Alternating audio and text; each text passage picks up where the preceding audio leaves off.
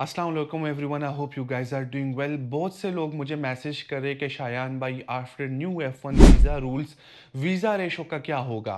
Will the visa ratio go up या students को apply नहीं करना चाहिए? तो आज इस वीडियोस में हम सब कुछ डिस्कस करेंगे विद जस्टिफिकेशन के भाई वीज़ा रेशो का क्या होगा, आगे जो स्प्रिंग इनटेक आ रहा है उसमें आपको क्या एक्सपेक्टेशंस रखनी चाहिए। ठीक है, फर्स्ट ऑफ ऑल अमेरिका ने प्रॉपर एक न्यू सिस्टम डिज़ाइन कर लिया इंटरनेशनल स्टूडेंट्स के लिए। तो अब जितने भी इंटरनेशनल स्टूडेंट जाएंगे तो भाई वो एक प्रॉपर सिस्टम के थ्रू जाएंगे। पहले इंटरनेशनल स्टूडेंट्स जब जाते थे उनकी अय्याशी होती थी अमेरिका के अंदर, बिकॉज सारा काम स्टूडेंट का होता था कॉलेज या यूनिवर्सिटी के साथ। अब ट्रंप ने क्या किया with Trump administration, now Trump has put this thing कि भाई स्टूडेंट अपना जितना भी टाइम गुजारेगा और उसके बाद जो आगे वो करना चाहते हैं, ओपीटी करना चाहते हैं, स्टेम ओपीटी करना चाह रहा है, they will have to file with USCIS, which means कि उसने एक प्रॉपर सिस्टम बना दिया। पहले तो ये था कि भाई बस डीएसओ से बात कर लो और डीएसओ ही आपका सब कुछ मैनेज कर लेता। Now let's talk about the visa ratio. देखिए, खुशखबरी यह है कि जितने भी स्टूडेंट्स प्लान कर रहे हैं स्प्रिंग इनटेक के लिए, उनके लिए ये खुशखबरी है कि this will be one of the best intake in terms of visa ratio. वो क्यों? सबसे पहले आप सिस्टम को समझे, बिकॉज ट्रंप ने ये नया सिस्टम बनाया इस वजह से कि भाई जितने भी स्टूडेंट्स आएंगे अब अमेरिका, वो अंडर माई लॉ आएंगे। ठीक है, under the law of Trump administration उनके साथ ये राइट नहीं होगा कि भाई जो उनकी मर्जी वो करे। अब क्या होगा इसमें?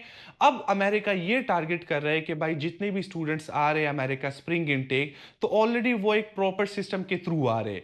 सो अब उसमें स्टूडेंट्स के साथ अपॉर्चुनिटीज बहुत कम है। अपॉर्चुनिटीज इसलिए कम है कि पहले ये होता था कि भाई स्टूडेंट अमेरिका आता था, 2 साल वो ईएसएल में पढ़ता, इंग्लिश लैंग्वेज इंस्टीट्यूट में, कि भाई मैं 2 साल इंग्लिश लैंग्वेज इंस्टीट्यूट में पढ़ रहा हूँ, यहाँ से मैं अपने पैसे बचा रहा हूँ। ठीक है, 2 साल में मैं जितना इन्वेस्टमेंट इकट्ठा कर सकता हूँ इकट्ठा करूंगा, और फिर उसी इन्वेस्टमेंट से मैं आगे जाके मास्टर्स करूंगा, या अगर मैं बैचलर्स का स्टूडेंट हूँ तो आगे जाके मैं बैचलर्स करूंगा। मुझे बहुत से लोग ऐसे सेशंस में मिले जो कि मास्टर्स के लिए यूएसए के वीजा उनका लग चुका होता, और इंस्टेड ऑफ मास्टर्स वो ईएसएल में एडमिटेड थे। तब जब मैं उनसे पूछता था कि भाई आपने मास्टर्स क्यों छोड़ा, आप ईएसएल में क्यों आ गए, वो मुझे यही एक्सक्यूज देते कि शायान भाई क्योंकि मेरा ये प्लान है कि मैं आगे 2 साल ईएसएल में पढूं। वो 2 साल तो ऑटोमेटिकली उसके जाया, क्योंकि ईएसएल का उसको कुछ फायदा नहीं होगा। उसके बाद जितना सेविंग मैं करूंगा उस सेविंग से मैं अपनी डिग्री अफोर्ड करूंगा। ये सिस्टम चल रहा था अमेरिका में, बल्कि सिर्फ पाकिस्तान ही नहीं, जितने भी इंडियन स्टूडेंट्स से तभी ये सीन चल रहा है। क्योंकि जब मैं भी ईएसएल के लिए गया था मैंने भी ये सीन किया कि भाई पहला 1 साल मैंने ईएसएल में गुजारा, उसमें जितना पैसे मैं सेव कर सकता था मैंने सेव किया। ईएसएल से मैं निकला कम्युनिटी कॉलेज गया, अब यहां से मेरी जर्नी शुरू हुई। सो अब होगा क्या? अब है by new system. New system में ऑलरेडी अमेरिका इस कॉन्फिडेंट नाउ कि जितने स्टूडेंट्स आएंगे वो हमारे अंडर होंगे। ठीक है, अब यहां से आपका वीजा रेशो चला गया ऊपर। क्यों ऊपर? क्योंकि अब वो ज्यादा वीजे देंगे इस वजह से, क्योंकि हमने अभी एक प्रॉपर सिस्टम बना दिया है, इससे स्टूडेंट बाहर नहीं जा सकता। तो भाई इनको वीजे दे दो, वीजे इनको दे दो ताकि हमें पैसे आ जाए। Because again international students contribute a lot to America education, क्योंकि इंटरनेशनल स्टूडेंट सिर्फ पाकिस्तान से नहीं बल्कि इंडिया से, बांग्लादेश से, नेपाल से, अगर आप जापान से कर ले, जितने भी इंटरनेशनल स्टूडेंट्स आते हैं भाई उनका इनका एक प्रॉपर प्रॉफिट होता है। सो यहां से पाकिस्तान से जितने भी स्टूडेंट्स प्लान कर रहे हैं कि भाई हमें स्प्रिंग इनटेक में जाना चाहिए या नहीं जाना चाहिए, मेरे तो भाई आंख बंद कर अप्लाई करो। बिकॉज अब 4 साल का आपका ड्यूरेशन होगा, और इस 4 साल में आपका वीजा रेशो ऑलरेडी हाई होगा। बिकॉज अब अमेरिका को भाई चिंता ही नहीं है, क्योंकि स्टूडेंट आगे यहाँ पे ये ना हो कि वो ईएसएल में चला जाए, ये ना हो कि वो 2 साल अपना वेस्ट करे। उनको अभी ये फिक्र है, स्टूडेंट आ रहे हैं अमेरिका, अमेरिका पहुंच गया, अब स्टूडेंट पे करेगा अपना फीस।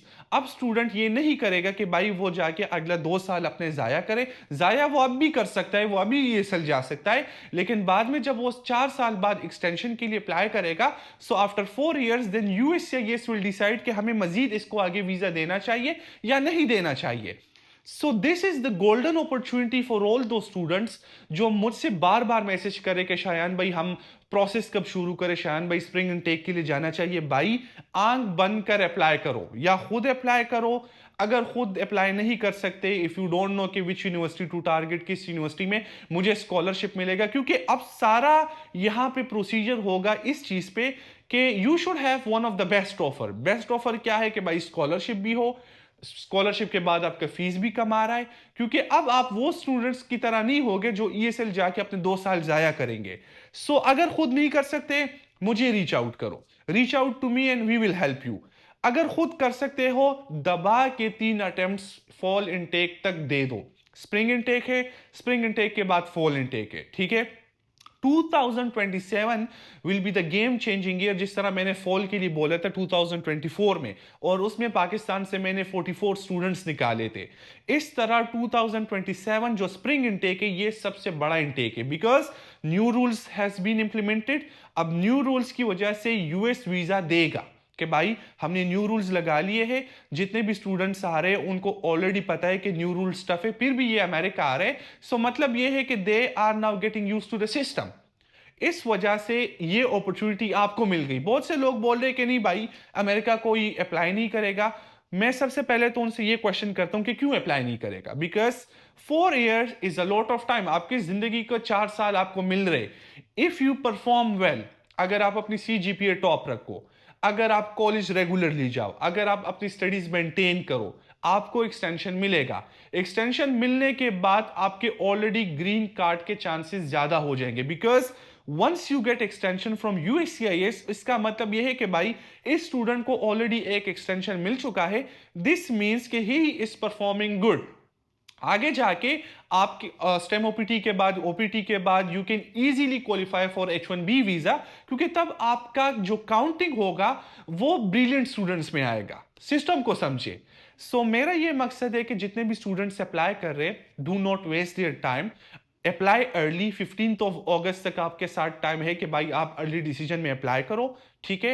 अर्ली डिसीजन में स्कॉलरशिप उठाओ। स्कॉलरशिप आपको 50% पे नहीं मिल सकता, 60 पे नहीं मिल सकता। मुझे कांटेक्ट करो। मेरे जितने भी क्लाइंट्स अमेरिका के अंदर है, आपने खुद पॉडकास्ट देखे होंगे, सारों के पास स्कॉलरशिप से, इवन 50% वाले स्टूडेंट्स के पास भी स्कॉलरशिप से।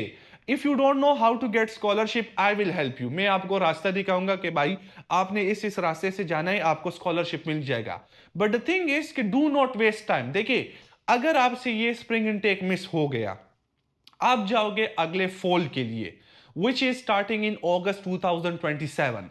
तो आपको मजीद 1 साल वेट करना पड़ेगा, but more than 1 year, because अभी ये अगस्त शुरू होगा, अगले अगस्त के लिए आप जाओगे।